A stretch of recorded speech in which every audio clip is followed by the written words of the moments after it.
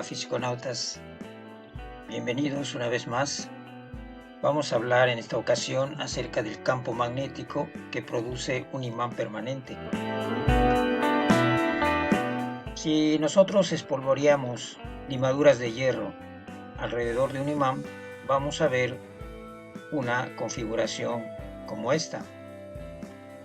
Aquí se pueden apreciar ciertas líneas que se conocen como el nombre de líneas del campo magnético o líneas de inducción, porque al campo magnético también se le conoce como inducción magnética o se le puede llamar también así. Por lo tanto, estas líneas también se conocen como líneas de inducción magnética. Como vemos acá, esas líneas parecen concentrarse más aquí en los polos del imán que en estas partes que están más alejadas del polo. En estas zonas el flujo de líneas por unidad de área es mayor y eso aumenta la intensidad o la magnitud del campo magnético. Las líneas del campo magnético viajan del norte o del polo norte hacia el polo sur en ese sentido. Y en el interior del imán se mueven del polo sur hacia el polo norte. Es importante mencionar que esas líneas de inducción o líneas de campo son líneas cerradas. Como podemos apreciar aquí, estas líneas tienen que cerrarse. Por lo tanto, se comportan siempre de esta manera, como líneas cerradas. Bien, ahora, ¿qué pasaría si acercamos un polo norte a un polo sur de un imán? Si espolvoreamos limaduras de hierro, vamos a ver este tipo de configuración que sigue respetando las mismas cosas que pasaban cuando el imán estaba solo. Siempre vamos a ver líneas de campo que salen del norte y viajan hacia el polo sur del otro imán. Y por otro lado, en esta parte roja de este imán, que es el polo norte, van a salir líneas que van a viajar hacia el polo sur y también hacia este. Y en el lado de acá, donde está el polo sur, van a estar entrando las líneas del campo o las líneas de inducción. Tendríamos esta configuración. Si por otro lado confrontamos dos polos iguales, dos polos norte, por ejemplo, vamos a ver que las líneas del campo se encuentran aquí saliendo del polo norte y queriendo entrar hacia el polo. Y acá es interesante que como aquí también hay líneas que están saliendo, esas líneas aquí vemos que no se cruzan. Eso es muy importante, las líneas de inducción o las líneas del campo nunca se cruzan. Y recordemos que siempre se cierran. Entonces, esta configuración que tenemos aquí es producto de tener dos imanes con los polos norte cerca. Bien, ahora vamos a pensar qué pasaría si acercamos una brújula a un imán. Como podemos ver aquí, si acercamos una brújula a un imán o varias brújulas, lo que estaría pasando es que esas brújulas se estarían en cierta forma alineando a las líneas del campo del imán con sus polos norte en el sentido de las líneas de inducción. Como podemos ver aquí en esta figura, el polo norte está orientado en el sentido en que va la línea de inducción. Entonces es como si las pequeñas brújulas se estuvieran alineando a esas líneas de inducción o líneas del campo. Aquí he dibujado una línea imaginaria. Por cierto, las líneas del campo son líneas imaginarias que las podemos ver si espolvoreamos limaduras de fierro. Como vemos aquí, la línea sale del polo norte y se dirige hacia el polo sur y cerrándose por el interior del imán. Y como vemos acá, las brújulas con su polo norte se alinean a la línea del campo. Ahora vamos a hablar sobre la Tierra. La Tierra es un enorme imán, o al menos se comporta como si tuviera un imán enterrado enorme entre ella, y ese imán está puesto de esta forma. Tiene su polo sur apuntando, o sea, el polo sur magnético terrestre está apuntando hacia el polo norte geográfico, y el polo norte magnético terrestre está apuntando al polo sur geográfico.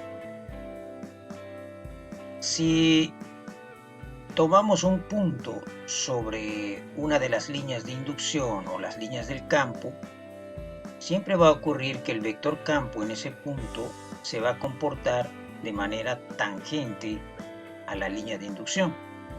Y cualquier punto que tomemos del campo, siempre el vector va a estar tangente a las líneas de inducción del campo magnético. Si ahora pensamos en una brújula que acercáramos a la Tierra, que es un enorme imán, ¿qué es lo que pasaría? Pensemos, por ejemplo, en esta brújula que tiene su polo norte aquí en color rojo y su polo sur en color blanco. Esta brújula lo que va a hacer es alinearse a las líneas del campo. Por ejemplo, esta brújula, que es un pequeño imán, se va a orientar al imán terrestre. El polo norte de esta brújula va a ser atraído por el polo sur del imán terrestre, y el polo sur de la brújula va a ser atraído por el polo norte de la Tierra, o sea, del imán de la Tierra. Por eso la brújula se pondría en esta posición, alineándose a este imán. Y al hacerlo, el polo norte de esa aguja nos estaría indicando dónde está el polo norte geográfico de la Tierra y dónde está el polo sur geográfico de la Tierra. Es decir, la pequeña aguja de la brújula, el polo sur, es atraído por el norte del imán de la Tierra, y eso hace que apunte hacia el sur geográfico, mientras que el polo norte del pequeño imán de la brújula es atraído por el sur, por el polo sur del imán de la Tierra, y eso hace que apunte hacia el norte geográfico. De esa manera es como una brújula nos puede orientar dónde está el polo norte, el polo sur. Bien. Estas son 6 características importantes de las líneas de inducción magnética. Son líneas imaginarias, continuas y cerradas. Salen del polo norte y entran al polo sur, cerrando internamente en el circuito de sur a norte, esto dentro del imán. Se acumulan en las cercanías de los polos, donde es mayor la densidad. Eso también lo habíamos mencionado. Para cada punto del campo hay un vector inducción magnética o vector campo magnético B, que es tangente a la línea de inducción que pasa por el punto. Las líneas de inducción no se cruzan, y la inducción magnética es proporcional a la densidad de las líneas en una región.